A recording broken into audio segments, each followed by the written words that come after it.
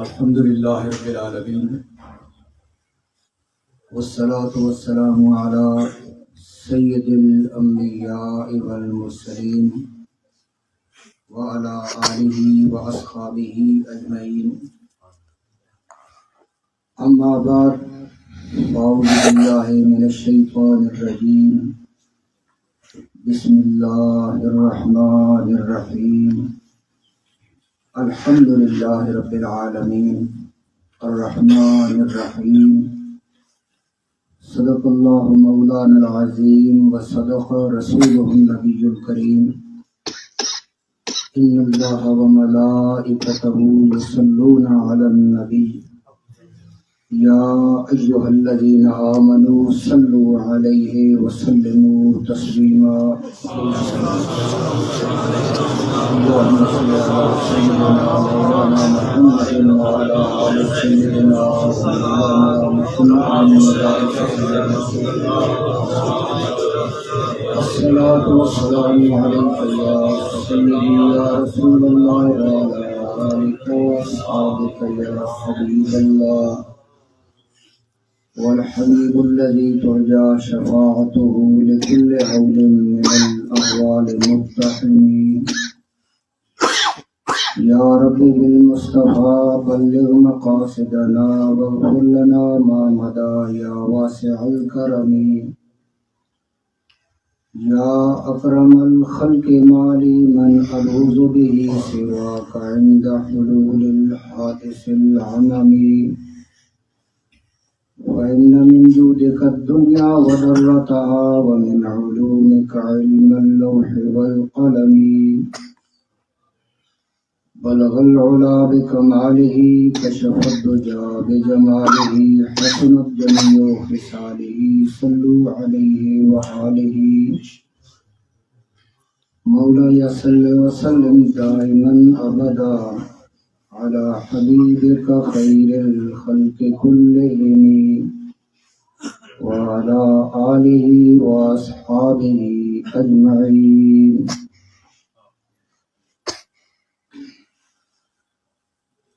معزز سامعین،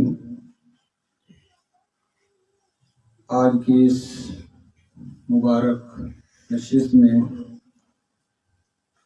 درس قرآن حکیم کے حوالے سے الحمدللہ تعالی ہم اکٹھے ہیں. علماء، ائمہ مساجد، شرکاء محفل کی الحمدللہ ایک اچھی خاصی تعداد ہے. اللہ کریم جل شانہ ہم سب کو قرآن حکیم کے نور سے مستفید فرمائے. یہ دعا کرنی چاہیے. جب بھی ہم اس قسم کی مبارک اور علمی اور دینی نشست میں بیٹھیں تو اس میں خاص طور پہ یہ نیت ضروری ہونی چاہیے کہ اللہ پاک جل شانہ ہمیں ایمان کا، قرآن کا، نبی پاک علیہ السلام کے فرمان کا نور نصیب فرمائے. یعنی کہ اپنے آپ کو اللہ پاک جل شانہ کے دربار میں پیش کر دینا اور یہ درخواست دائر کر دینا کہ اے پروردگار عالم، میری ہدایت کے جتنے بھی اسباب ہیں وہ ہمیں میسر فرما. اور اگر خدا نہ خواستہ کسی معاملے میں کسی وجہ سے میں راہ راست سے ہٹا ہوا ہوں یا ہٹنے کا خطرہ ہے تو اے کریم پروردگار تیری دستگیری شامل حال ہو جائے. یعنی کہ طلبگار رہنا، اللہ جل شانہ کے فضل و احسان کا ہر وقت طلبگار رہنا اور اپنے آپ کو اللہ پاک جل شانہ کے سامنے سمجھنا، یہ بہت ضروری بات ہے. اور چونکہ یہ نشست درس قرآن کے حوالے سے ہے تو اس متعلق میں کچھ تھوڑا سا عرض کرتا ہوں جو آپ کے ذہنوں کے قریب ہو، کیونکہ جو تفسیر کا معاملہ ہے وہ بہت اعلیٰ ہے، بہت بلند ہے. اس کی جو قواعد ہیں، جو اس کی شرائط ہیں، ضوابط ہیں، لا محالہ وہ خالصتاً اہل علم کا معاملہ ہے. تاہم کہ ہم نے اس سطح پہ، جس سطح پہ ہم سب جہاں پہ موجود ہیں، افہام و تفہیم کا سلسلہ رکھنا ہے کہ جو بات ہمارے ذہنوں کے قریب آئے اور ہم اسے سمجھ سکیں. بہت علمی انداز بھی نہ ہو کہ وہ ذہن سے بہت آگے نکل جائے، سمجھ نہ آ سکے، اور بہت اختصار بھی نہ ہو کہ کوئی مقصد ہاتھ میں نہ آئے. ایک بات میں عرض کرتا ہوں کہ قرآن حکیم کا جو ترجمہ ہے اور تفسیر ہے، یہ کون کرے گا؟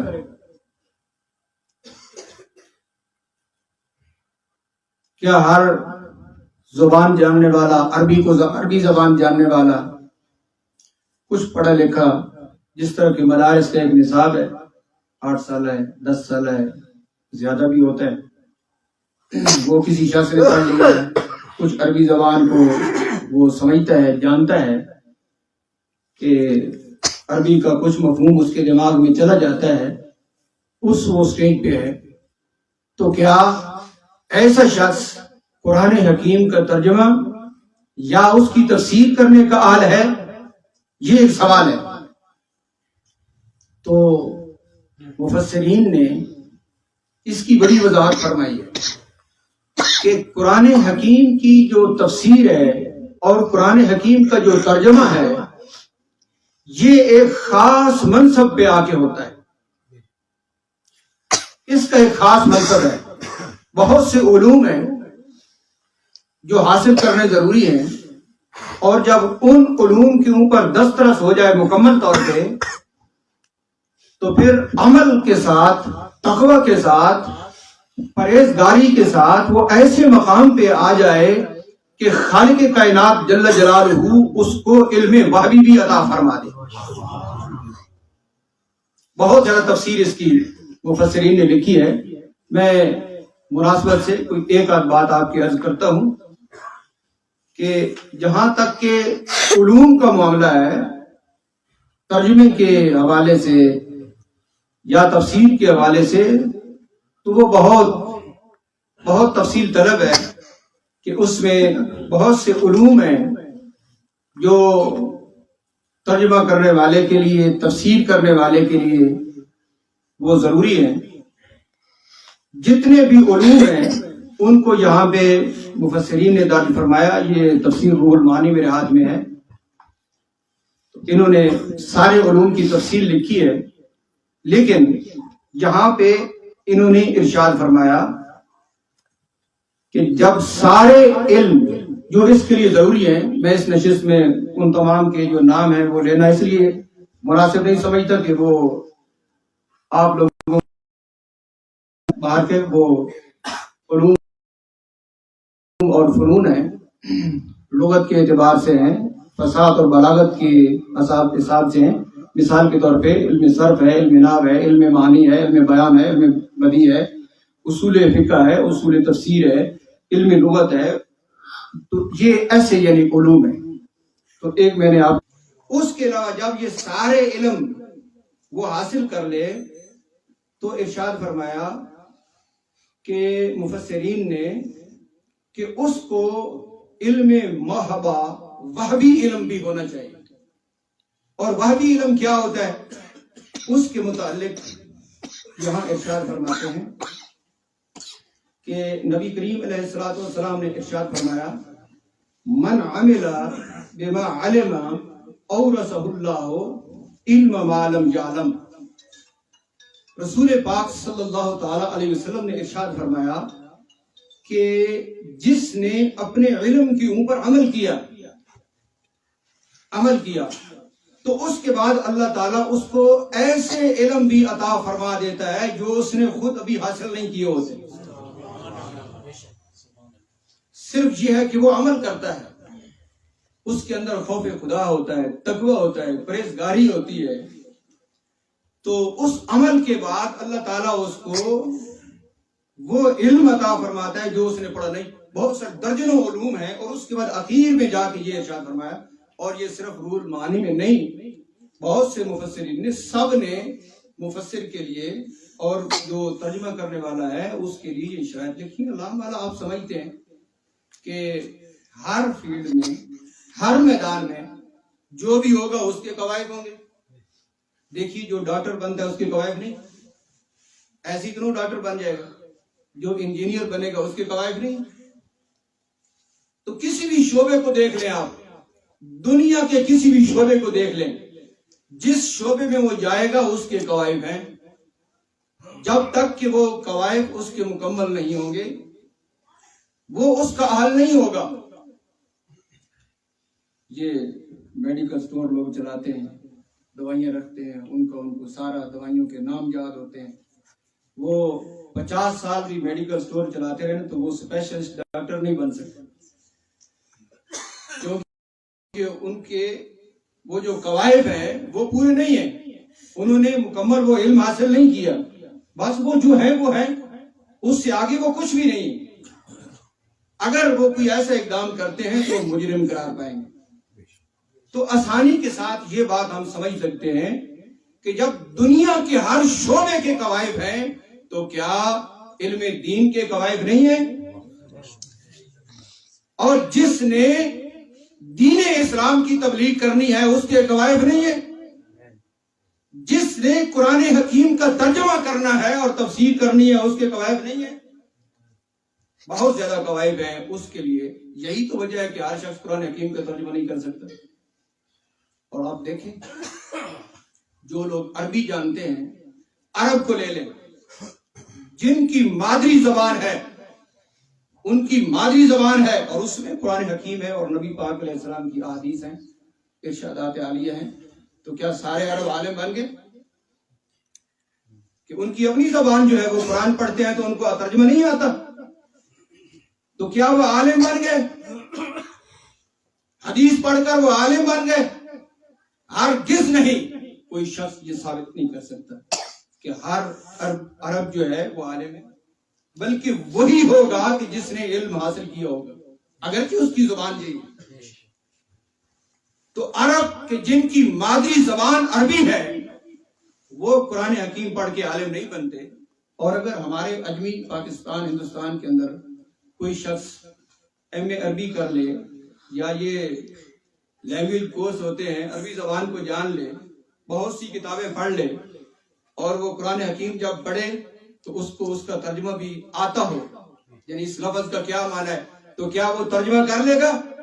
قرآن حکیم کی تفسیر کر لے گا کہ اس کو ترجمہ آتا ہے؟ ہرگز نہیں. کیوں کہ اس کے لیے بہت زیادہ قواعد ہیں اور بھی علوم ہیں. عربی کے علاوہ اور بھی علوم اور فنون ہیں، وہ بھی آئیں گے. اور پھر وہ جو میں نے عرض کیا کہ وہ تقوی اور پرہیزگاری کی وجہ سے اللہ پاک اس کے دل کو روشن کر دے گا اور علم وحی اس کے پاس ہوگا، پھر وہ کلام اٹھائے گا. اب میں نے یہ اتنی بات کیوں کی؟ ہم تو اس درجے پہ نہیں ہیں یہ بات میں نے کیوں کی؟ یہ اس لیے کی میں نے بات کہ ترجمے کے لیے، قرآن حکیم کی تفسیر کے لیے ہمیں رجوع کرنا پڑے گا ان کی طرف کہ جن کو اللہ نے یہ منصب عطا فرمایا ہے، وہ یہ مفسر ہے قرآن حکیم کے۔ یہ علامہ اسماعیل حقی ہیں، علامہ سید محمود آلوسی ہیں، بہت سے درجنوں مفسر ہیں جنہوں نے قرآن حکیم کی تفسیریں لکھی ہیں، عربی کے اندر لکھی ہیں اور مختلف زبانوں کے اندر لکھی ہیں، جن کو اللہ نے یہ مقام عطا فرمایا تھا۔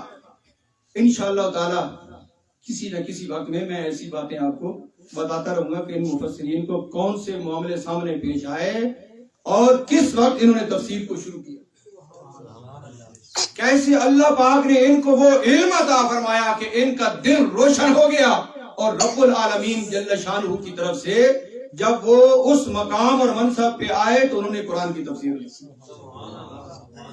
اس بات کے بعد میں یہ عرض کرتا ہوں کہ ہمارا یہ منصب نہیں ہے کہ ہم قرآن کی تفسیر کر سکیں یا اس کا ترجمہ کر سکیں۔ ہاں، جن کا منصب ہے اور انہوں نے ترجمہ کیا اور تفسیر کی، ہمیں ان کے پیچھے چلنا چاہیے، ہمیں ان کے پیچھے چلنا چاہیے۔ اور پھر وہ سلسلہ کوئی ایسا نہیں ہے بلکہ وہ جڑا ہوا ہے آج سے لے کر زمانہ رسالت مآب صلی اللہ تعالی علیہ وسلم۔ یعنی کہ جو تفسیر ہے، آج جو بندہ تفسیر پیش کرے گا قرآن حکیم کی، تو وہ خود تو مفسر ہے نہیں، خود تو وہ مفسر نہیں ہے، تو وہ رجوع کرے گا مفسر کی طرف اور اس کی تفسیر کو بیان کرے گا ہمارے سامنے۔ اور جب ہم تفسیر کو بیان کریں گے تو اس کو بیان کرنے کا بھی ایک مقام ہے۔ اب ہر شخص تفسیر بھی نہیں بیان کر سکتا۔ میں آپ کو ایک دلچسپ بات بتاتا ہوں، آپ کی توجہ ذرا حاضر ہو جائے گی۔ حدیث شریف کتنا ایک اچھا ذخیرہ ہے، حدیث شریف۔ اور آج کل تو آپ سمجھتے ہیں کہ بہت سی زبانوں میں اس کے ترجمے بھی ہو گئے، خاص طور پہ ہم اردو کو سمجھتے ہیں تو اردو زبان میں حدیث کی ہر کتاب مل جاتی ہے، تفسیریں بھی اردو میں آ گئی۔ اور یہ بھی آپ کو پتہ ہونا چاہیے کہ اصل جو تفسیریں ہیں وہ عربی زبان میں یا فارسی میں اصل تفسیر ہے۔ اس دور میں ہمیں جو اردو کی تفسیر نظر آئے گی وہ اصل نہیں، وہ مفسر نہیں ہے، وہ کسی مفسر کے مترجم ہے۔ اردو میں تفسیریں ہیں نا اس وقت جتنی بھی، اللہ ماشاءاللہ، وہ اکثر و بیشتر تفاسیر کے آگے ترجمے ہیں اور انتخاب ہے۔ کوئی بات کسی مفسر سے لے لی، کوئی وضاحت کسی مفسر سے لے لی اور یہ کہا کہ یہ علامہ راضی نے لکھا ہے، یہ علامہ روح المعانی نے لکھا ہے، یہ اسماعیل حقی نے لکھا ہے، یہ فلاں تفسیر میں ہے، اس طرح کر کے وہ لکھتے ہیں۔ اس دور میں جو لکھتے ہیں تو اصل جو مفسر ہیں جن کو اللہ نے جو منصب عطا فرمایا اس سے وہ استفادہ کرتے ہیں، اور ٹھیک بات ہے، بالکل جو اس مقام پہ ہے کہ ان سے استفادہ کر سکتا ہے وہ ٹھیک بات ہے۔ وہ اردو میں پھر لکھ کے وہ ہمارے سامنے رکھتے ہیں اور ہم وہ جو اس دور کے جو اہل علم ہیں وہ اس سے استفادہ کر کے آگے عوام تک اس بات کو پہنچا دیتے ہیں۔ وہ بات جو میں عرض کرنے لگا ہوں کہ حدیث شریف ہے، کتنا اچھا نورانی علم ہے حدیث شریف، لیکن فقہا نے ایک بات لکھی ہے کہ حدیث ہر بندہ نہ پڑھے۔ تو آپ پریشان ہو جاؤ گے کہ یہ بڑی عجیب بات ہے، بھی حدیث ہر بندہ نہ پڑھے، تو اس کا کیا مطلب ہے؟ پڑھیں، لیکن جو مسائل کا جہاں تک تعلق ہے کہ جن احادیث میں وہ بڑے فقہی مسائل ہوتے ہیں، وہ کوئی حدیث پڑھ کے کوئی فیصلہ نہ کرے حتمی کہ میرے گھر میں بخاری شریف پڑھی ہوئی ہے اردو میں تو میں نے پڑھی ہے، تو استاد جی اس میں تو یہ لکھا ہوا ہے بخاری شریف میں، تو آپ کیا کہتے ہو اس کے متعلق؟ تو لامل وہ ایسی بات ہوگی جو اس کی سمجھ سے بالاتر ہے۔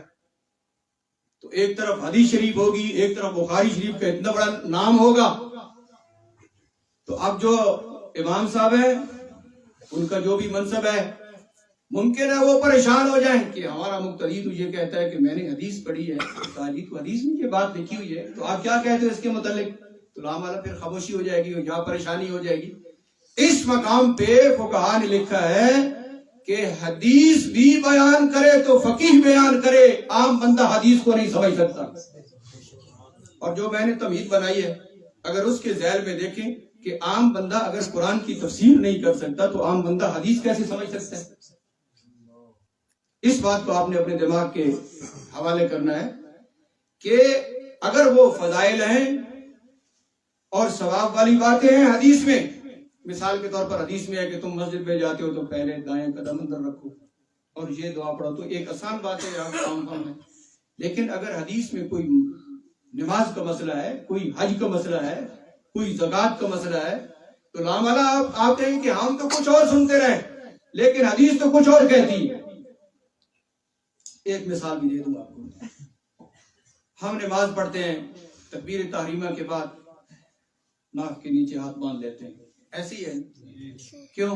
کوئی پوچھے ہم سے یہ کیوں کرتے ہو، ہم کہتے ہیں کہ ہمیں امام اعظم ابو حنیفہ نے یہ بتلایا ہے، ہم ان کے پیروکار ہیں، ہم ان کے مقلد ہیں، اس لیے ہم ہاتھ یہاں باندھ لیتے ہیں۔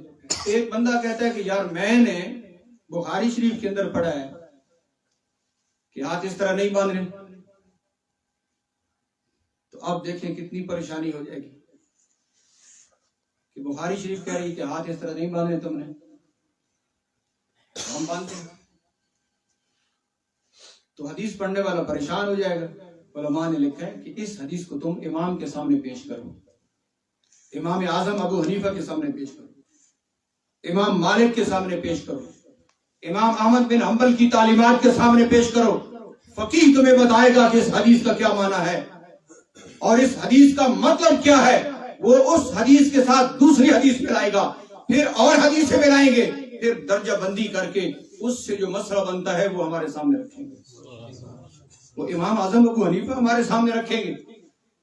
ہم تو حدیث کو سمجھنے کے مقام پہ نہیں ہے۔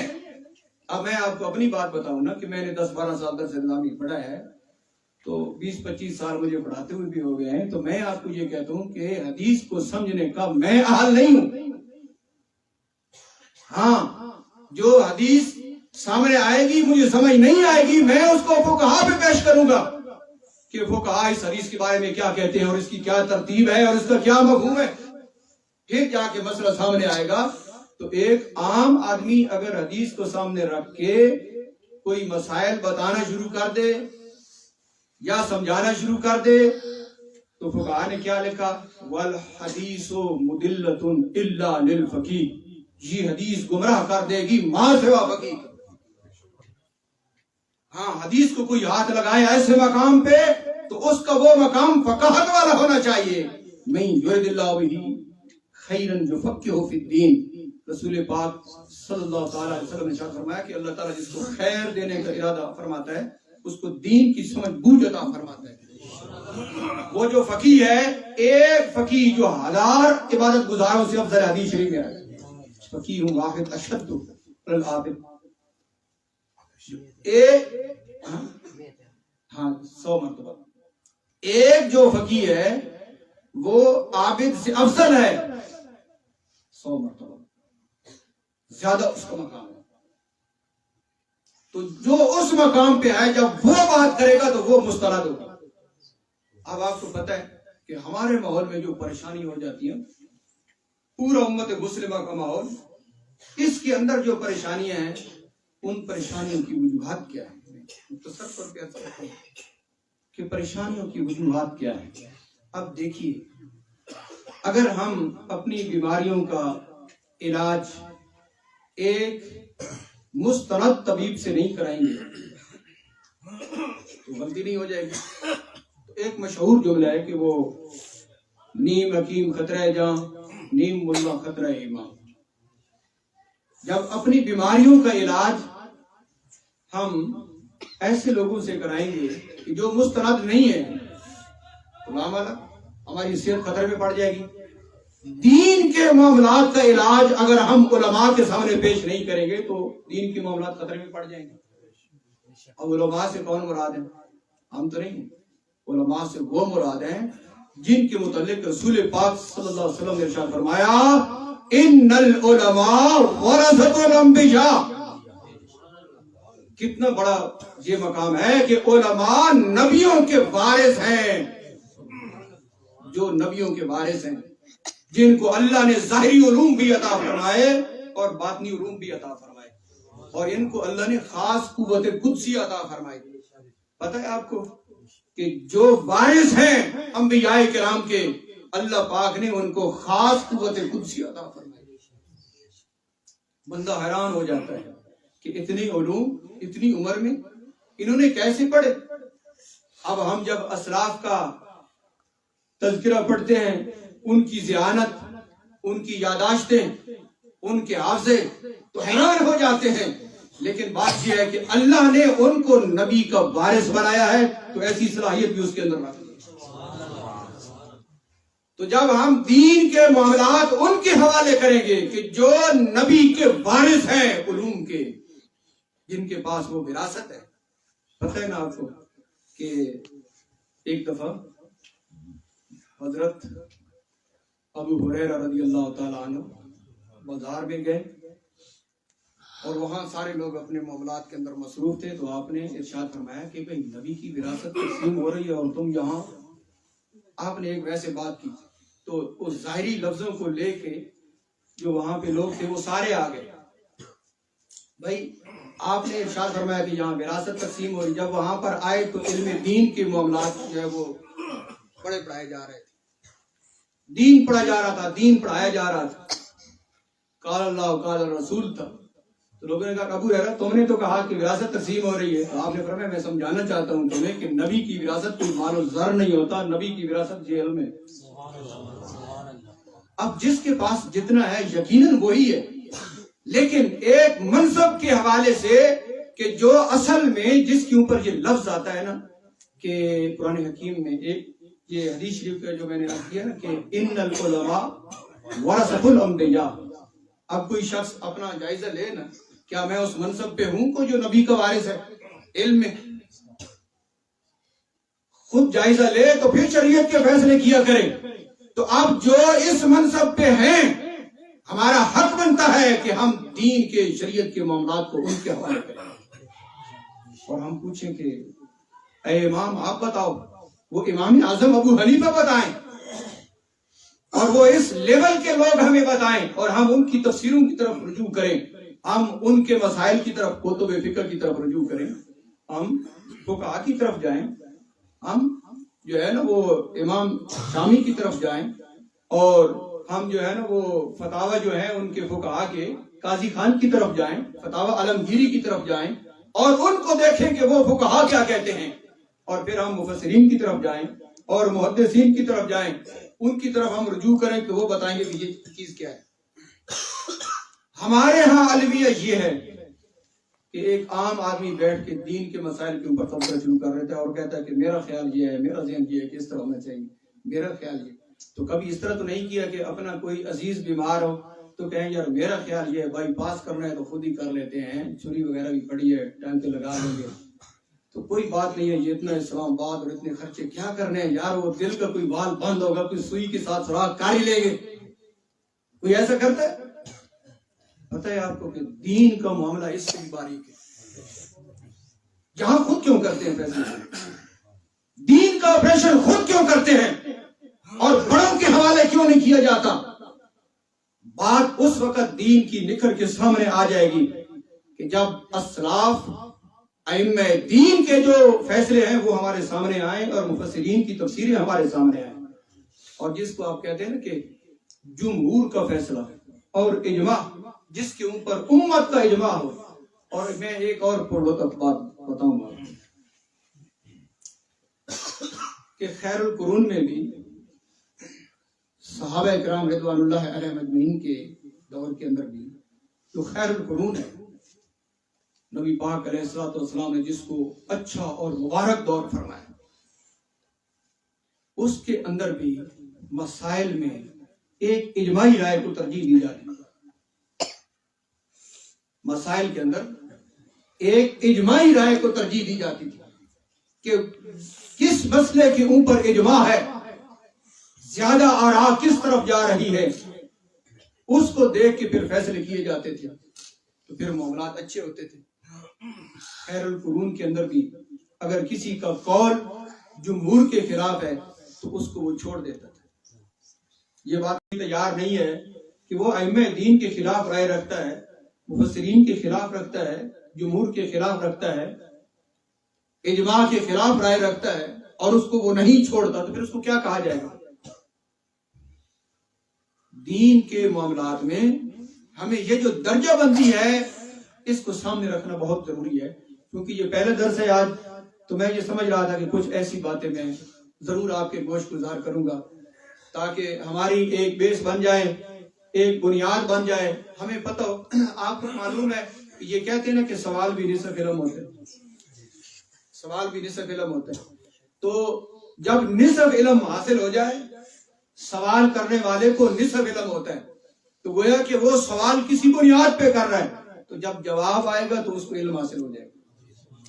اور ایسی کوئی کہنا میں نہیں مانتا جناب اس بات کو، اب وہ کیا ہے؟ ایسی کوئی کہتا کہ میں نہیں مانتا. بھائی تو نہیں مانتا، تیری حیثیت کیا ہے؟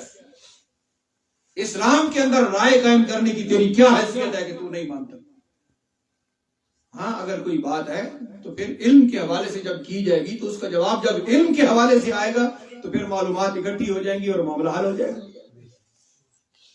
تو یہ ایک طریقہ کار ہے دینیات کے اندر، اسلامیات کے اندر، قرآن حکیم کی تفسیر کے اندر.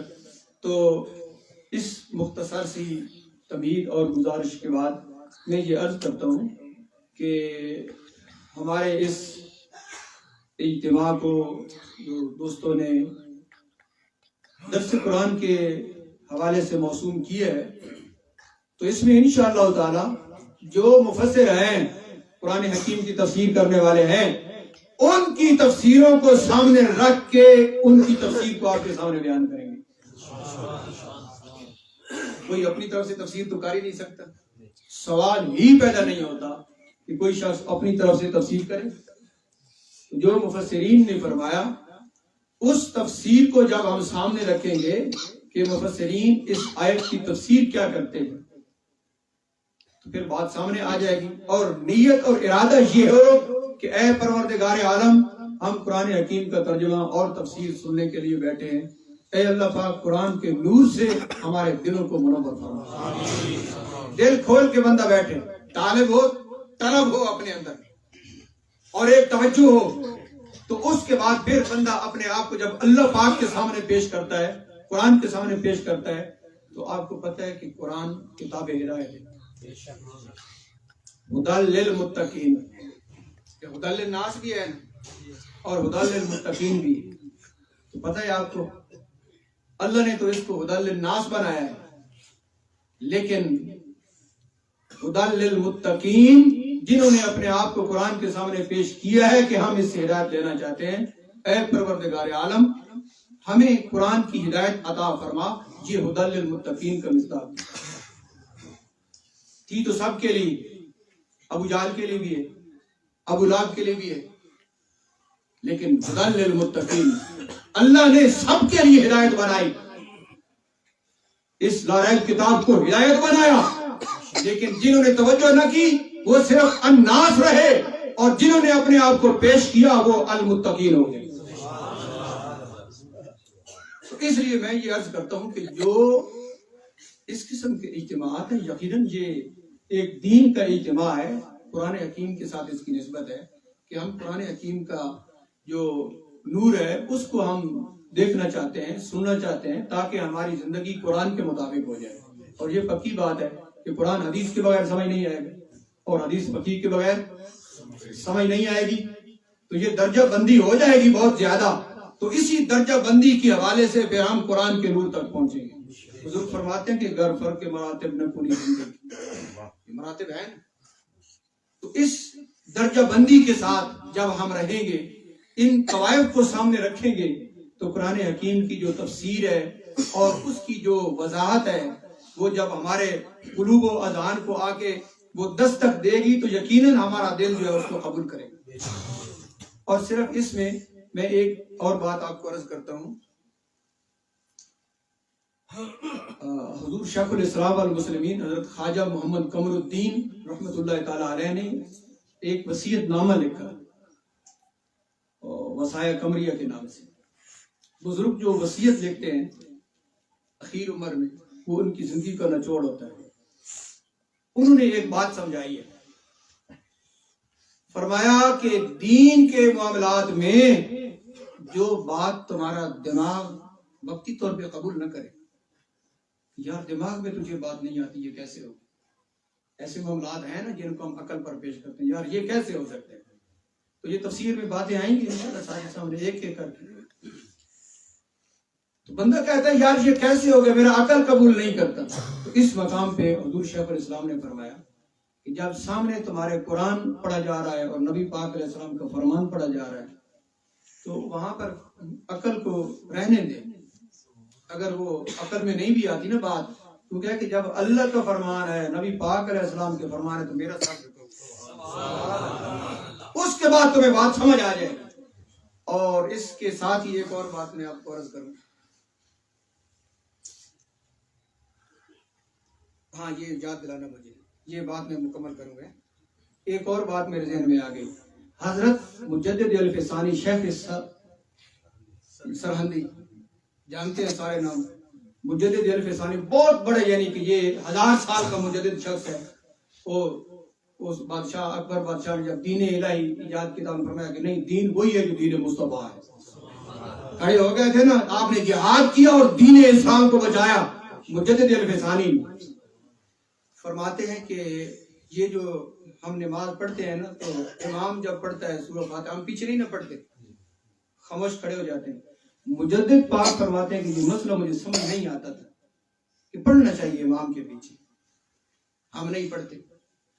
مجدد پاک فرماتے ہیں کہ میرے ذہن میں یہ کھٹکا لگا رہتا تھا کہ پیچھے پڑھنا چاہیے، قرآن ہی ہے نا، فاتحہ ہے تو ثواب ملے گا، پڑھنا چاہیے. لیکن میں کہتا تھا کہ امام اعظم نے فرمایا کہ نہیں پڑھنا. ان کی ادب میں پڑھتا نہیں تھا، لیکن اندر سے جو ہے نا دل میں کھٹکا تھا کہ کیوں نہیں پڑھنی چاہیے. حدیث میں پڑھنے کا بھی ثبوت ہے، نہ پڑھنے کا بھی ثبوت ہے، لیکن امام اعظم ابو حنیفہ نے بتلایا کہ نہیں پڑھنا. کیوں کہ امام کا پڑھنا تمہارا ہی پڑھنا ہے، تو وہ پڑھنے میں آ جائے گا. تو ہم نے امام اعظم ابو حنیفہ کے سامنے سر کو جھکا دیا. اور نبی پاک علیہ السلام کا فرمان بھی امام اعظم نے ہمیں سنا دیا، بھائی امام کا پڑھنا ہی تمہارا پڑھنا ہے، پھر تم کیا لیتے ہو پڑھ کے؟ روک دیا گیا ہے تمہیں، نہ پڑھو. مجدد پاک فرماتے ہیں کہ اس مسئلے میں متردد تھا، لیکن امام اعظم کا جو احترام تھا اس خاطر میں چپ رہا کہ نہیں جاؤں. امام اعظم ابو حنیفہ نے جب فرمایا تو میں پڑھتا نہیں ہوں، یہ دل میں کھٹکا تھا. فرماتے ہیں اس احترام کی وجہ سے ایک عرصے کے بعد اللہ نے مجھے شرع صدر عطا فرمایا اور مجھے سمجھ آ گئی بات کہ امام اعظم سچا فرمایا. اس ادب کے بعد مجھے یہ بات سمجھ آ گئی کہ واقعتاً امام کے پیچھے نہیں پڑھنا چاہیے، امام سچ فرماتے ہیں. اس کے ساتھ سمجھ آیا. تو بندے کو الف بے نہ آتی ہو تو کسی رسالے سے پڑھ کے بندہ اٹیک شروع کر دے امام اعظم ابو حنیفہ پہ، اور کاملین کے اوپر، فقہاء کے اوپر، ان کے اوپر بندہ اعتراض شروع کر دے اور بندہ کہے کہ میں نے حدیث یہ پڑھی ہے تو انہوں نے حدیث نہیں پڑھی تھی. اور پر لطف بات یہ ہے کہ ہمارے امام اعظم ابو حنیفہ کا مقام تو یہ ہے کہ وہ امام بخاری سے بھی پہلے گئے، وہ تو امام بخاری سے بھی پہلے کے. وہ درمیان میں جو بات عرض کر رہا تھا یہ سینٹر میں آ گئی، میں نے آپ کو عرض کر دی کہ پہلی نشست ہے تو اس میں کچھ تنقیدی بات ہی تھی تو میں نے کہا وہ عرض کروں گا.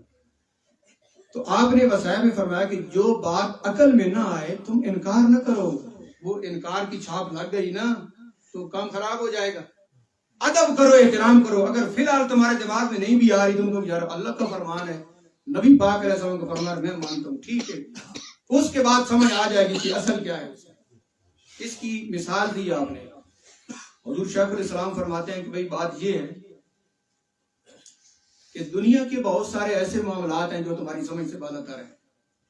دنیا کے معاملات کیونکہ وہ مختلف شعبات ہیں. تو اس دور کو دیکھیں تو موبائل ہے کہ ہم اس کو استعمال کرتے ہیں، بہت دنیا کے دوسرے کونے تک سنتے بھی ہیں اور دیکھتے بھی ہیں. تو کیا ہمارا یہ عقل میں آتی ہے کہ یہ کیا چیز ہے؟ کوئی اس میں وہ تار نہیں، کوئی کنیکشن نہیں، کوئی چیز نظر نہیں آتی، کہاں سے آواز جا رہی ہے، کہاں سے تصویر آ رہی ہے، ایک بٹن دباتے ہیں آواز بھی چلی جاتی ہے، تصویر بھی چلی جاتی ہے. تو کوئی ہم اس باریکی میں جاتے ہیں کہ ہمارا دماغ تو قبول نہیں کرتا کہ یہ بھائی اتنی دور کیسے یہ چیزیں چلی گئی اور آگے. یہ ایک مادی ترقی ہے اور ایک انسان کی بنی. تو آپ نے فرمایا کہ تم کہتے ہو کہ یار یہ کیونکہ ہمارا معاملہ نہیں ہے، جو اس کو سمجھتے ہیں انہوں نے بنایا، بس ہے تو صحیح نہ، عقل میں نہیں آتا. تو یہ عقل میں نہیں آتا مان جاتے ہو، تو جو دین کا معاملہ تمہارے عقل میں نہ آئے تم لڑنا شروع کر دیتے ہو کہ میرا عقل نہیں مانتا کہ اتنی دور سے رسول اللہ کیسے سن لیتے ہیں. عقل کو کیوں یہاں پر سامنے لاتا ہے جب اللہ فرماتا ہے کہ ہم نے اپنے حبیب کو یہ مقام عطا فرما دیا ہے، اور رسول پاک صلی اللہ علیہ وسلم نے ارشاد فرما دیا ما من احد یسلم علی الا رد اللہ علیہ روحی حتی ارد علیہ السلام، کہ جو مسلمان بھی دنیا کے کسی کونے میں جب مجھے سلام عرض کرتا ہے، میرا رب مجھے اس کی طرف متوجہ کر دیتا ہے، اس کے سلام کو سن بھی لیتا ہوں، جواب بھی دے دیتا ہوں. اب عقل کہے کہ کیسے اتنی دور سے مار گولی کر، عقل کیا بلا ہے. تو مومن ہونے کی حیثیت سے یہ کہہ دے جب میں نے کلمہ پڑھا ہوا ہے لا الہ الا اللہ محمد رسول اللہ، تو اللہ بھی یہ فرماتا ہے اور رسول اللہ بھی فرما رہے کہ میرا اللہ مجھے متوجہ کر دیتا ہے. یار میں نہیں، میرا اللہ مجھے متوجہ کر دیتا ہے کہ جو سلام پڑھنے والا ہے میں اس کے سلام کو سنتا بھی ہوں اور اسے دیکھتا بھی ہوں، جواب بھی دیتا ہوں. تو آج ایک مادی ترقی کے سامنے ہم نے کہا کہ یار بات ٹھیک ہے تو صحیح نا، اگلی بات سمجھ نہیں آتی، تو یہاں بھی سمجھ نہیں آتی تو ہے تو صحیح نا، رسول پاک صلی اللہ علیہ وسلم نے فرما دیا. اب کسی چکر میں پڑھنے کی کیا ضرورت ہے، یہ تو اللہ کی قدرت ہے اور مقام محمد مصطفیٰ ہے. سبحان اللہ. شیخ الاسلام نے فرمایا اس طرف تم نے توجہ نہیں کرنے کی، عقل میں نہیں آتا، بس اپنے سار کو جھکا دو کہ فرمانے رب العالمین ہے اور نبی پاک علیہ السلام کا ارشاد. تو مختصر کرتے 10-15 منٹ ہے، مختصر سمے. سورہ فاتحہ شریف کی ابتدائی آیات تلاوت کی. الحمدللہ رب العالمین الرحمن الرحیم. سب تعریفیں اس ذات کے لیے ہیں جو پالنے والا ہے تمام جہانوں کو، بہت مہربان رحم فرمانے والا ہے. یہ مفسرین نے ترجمہ کیا ہے جو اس منصب کے ہیں. عام بندہ یہ ترجمہ بھی نہیں کر سکتا، کیونکہ عام بندہ تو اس چکر میں پڑھ سکتا ہے کہ الحمد للہ رب العالمین. الحمد کا معنی تو تعریف ہے، یہ سب کہاں سے آگے؟ عام بندہ تو یہ بھی سوچ سکتا ہے نا جو کچھ تھوڑا بہت پڑھا ہوا ہے، سب تعریف ہے. تو یہ پھر مفسر بتائے گا نا لغت کے اعتبار سے، علم کے اعتبار سے، اپنے اس مقام کے اعتبار سے کہ اللہ نے جو اس کو عطا فرمایا ہے کہ اس کا یہ ترجمہ ہے. سب تعریفیں اس پالنے والے کے لیے جو تمام جہانوں کو پالنے والا ہے، بہت مہربان رحم فرمانے والا ہے. یہ ترجمہ ہے. تو اس ابتدائیہ میں یہ عرض کرتا ہوں کہ یہاں تو یہ آ گیا نا کہ سب تعریفیں اللہ کے لیے ہیں جو سب جہانوں کو پالنے والا ہے. تو اگر یہاں ہی دماغ کو روک دیا جائے تو بہت سی خرابی لازم آئے گی. لیکن مفسر بتائے گا کہ اس کا معنی کیا ہے. کیا رسول پاک صلی اللہ علیہ وسلم کی تعریف نہیں ہے؟ قرآن میں موجود ہے.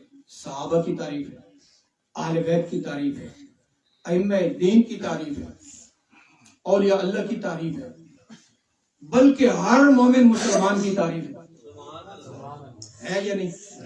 ادھر کیا ہے؟ سب تعریفیں اللہ کے لیے. جب سب تعریفیں اللہ کے لیے ہیں تو پھر ہم دوسروں کی تعریفیں کیوں کرتے ہیں؟ اب یہاں پر سوال پیدا ہو جائے گا. جب سب تعریفیں اللہ کے لیے ہیں تو پھر ہم اور تعریفیں کیوں کرتے ہیں؟ انبیاء کی تعریفیں ہیں، ملائکہ کی تعریفیں ہیں، سب کی تعریفیں ہیں، اور قرآن حکیم کے اندر موجود ہے۔ مزے کی بات تو یہ ہے، علماء کی تعریفیں ہیں، انما یخشی اللہ من عبادہ العلماء والذین اوتوا العلم درجات هل یستوی الذین یعلمون والذین لا یعلمون، تعریفیں تو موجود ہیں۔ الا ان اولیاء اللہ لا خوف علیہم ولا هم یحزنون الذین آمنوا وکانوا یتقون، تعریفیں موجود ہیں۔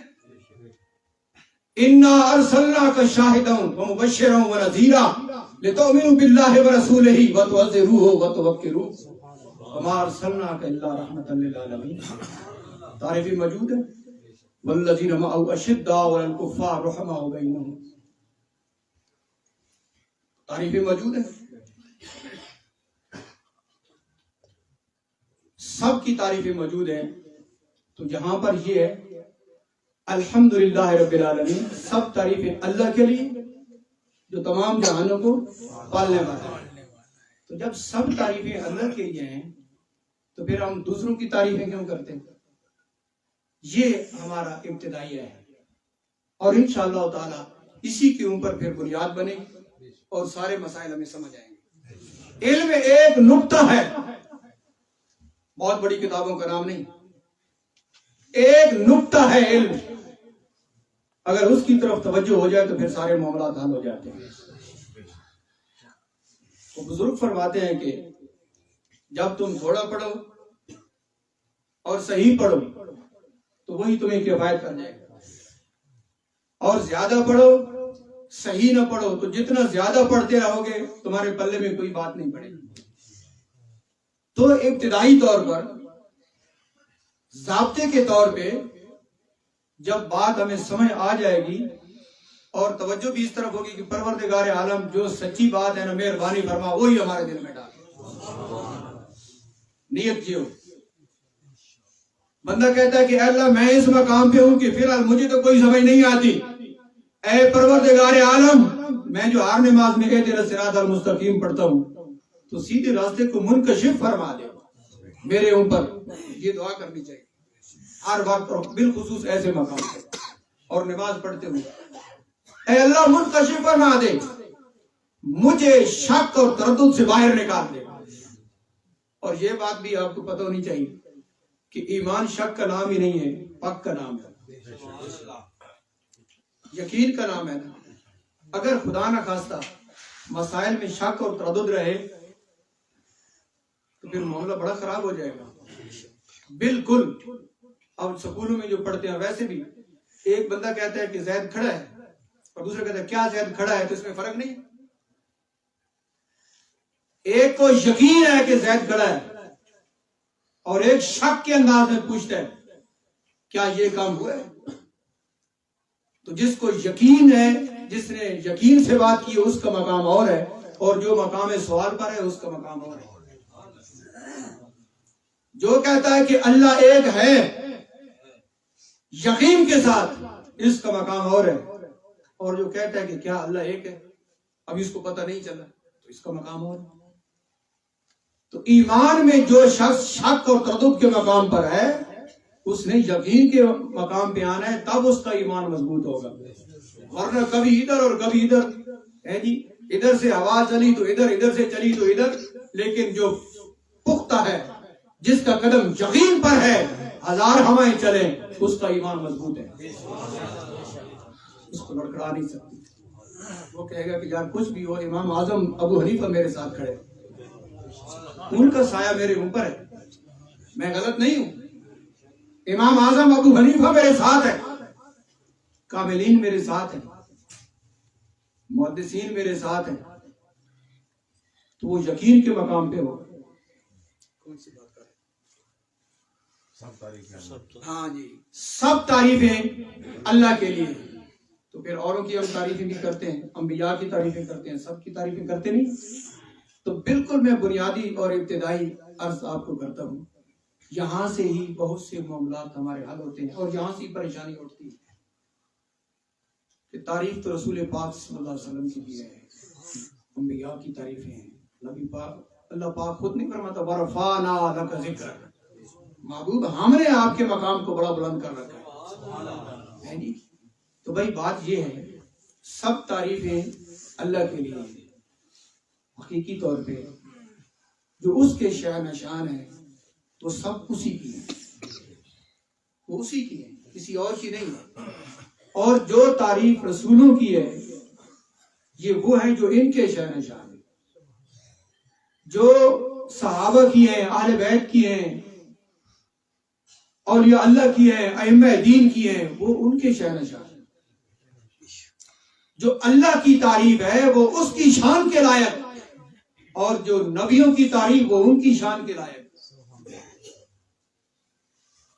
اور جو صحابہ کی تعریف ہے وہ ان کی شان کے لائق، ائمہ دین کی جو تعریف ہے وہ ان کی شان کے لائق.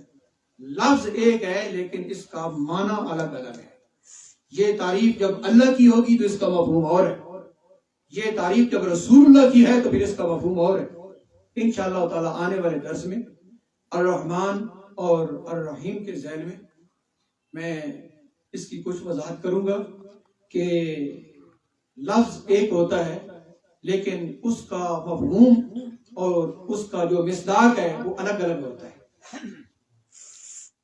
ایک لفظ کو دیکھ کے اس کا مفہوم برابر کبھی نہیں سمجھنا چاہیے، اور یہ بالکل واضح ہے انشاءاللہ تعالی قرآن و سنت کے حوالے سے اور مفسرین کی وضاحت کے ساتھ ساتھ ہم اس بات کو واضح کریں گے کہ ایک لفظ کو دیکھ کے کبھی آپ پریشان نہ ہو جائیں کہ سمیع اور بصیر تو اللہ بھی ہے، سمیع اور بصیر ہم انسان بھی ہیں. اللہ بھی دیکھنے والا ہے اور سننے والا ہے، اور ہم بھی دیکھنے والے اور سننے والے ہیں. یہ لفظ سمیع اللہ کے لیے بھی ہے اور لفظ سمیع ہمارے لیے بھی ہے. یہ لفظ بصیر اللہ کے لیے بھی ہے اور یہ لفظ بصیر ہمارے لیے بھی ہے نا. انہ هو السمیع البصیر اللہ کے لیے، انسان کے لیے بھی ہے. فجعلناہ سمیعا بصیرا، اللہ فرماتا ہے کہ ہم نے انسان کو سمیع اور بصیر بنایا. تو کیا خیال ہے آپ کا کہ جو سمیع اور بصیر اللہ ہے وہی سمیع اور بصیر بندہ تو نہیں نہ ہو سکتا؟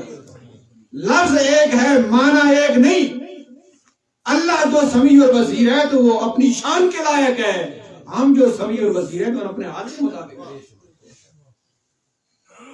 اس لیے سب تعریفیں اللہ کے لیے ہیں جو تمام جہانوں کو پالنے والا ہے. الرحمن بہت مہربان ہے اور بہت رحیم ہے. الرحمن الرحیم انشاءاللہ تعالی زندگی رہی تو آنے والے درس میں اس کی کچھ وضاحت آپ کی گوش گزار ہوگی. خالق کائنات جل جلالہ و عم نوالہ ہم سب کا یہاں پہ بیٹھنا اس درس قرآن میں اس کو شرف قبولیت عطا فرمائے. بہت خوشی ہوئی ہے کہ آپ لوگوں نے یعنی کہ یہ قرآن کے ساتھ ایک محبت کا جو اظہار کیا ہے، اس قرآن کے ساتھ طبیعت بڑی خوش ہوئی ہے کہ آپ لوگ قرآن کا درس سننے کے لیے اس سردی میں یہاں پہ اکٹھے ہو گئے. اور یقیناً میں آپ کو یقین کے ساتھ کہتا ہوں کہ اللہ تعالیٰ ارادوں کے اوپر بہت زیادہ عطا فرماتا ہے. انما الاعمال بالنیات، وہ ہے نا کہ ایک نے وہ جو کنویں کے قریب وہ قلعہ ٹھوک دیا تھا، دوسرے نے آ کے اس کو گھیر دیا تھا. دونوں کی نیت ٹھیک تھی. پہلے نے اس لیے کہ جو پانی پیے گا وہ اپنی سواری باندھے گا، دوسرے نے اس لیے وہ گھیر دیا کہ کوئی یہاں گر نہ جائے. تو اعمال کا دار و مدار نیت پر ہے. جب ہم نیت میں یہ رکھیں گے نہ یہاں میری ذات کا کوئی حوالہ ہے نہ کسی اور کا، جہاں حوالہ تو قرآن کا ہے کہ اللہ پاک ہمیں قرآن کے نور سے مستفید فرمائے، یہ نیت ہوگی. اور ضروری نہیں بندہ کہے کہ ابھی اور یہاں سے، نیت یہ ہونی چاہیے کہ اے اللہ ہمیں قرآن کا نور عطا فرما دے، اپنے محبوب کریم علیہ السلام کے جو ارشادات ہیں ان کا نور ہمیں عطا فرما دے، شریعت مصطفیٰ کی ہمیں سمجھ بوجھ عطا فرما دے، شک سے، تردد سے، پریشانیوں سے ہمیں نکال کے یقین کے اوپر ہمیں قائم فرما تاکہ ہم تسلی کے ساتھ تیری بارگاہ میں سجدہ ریز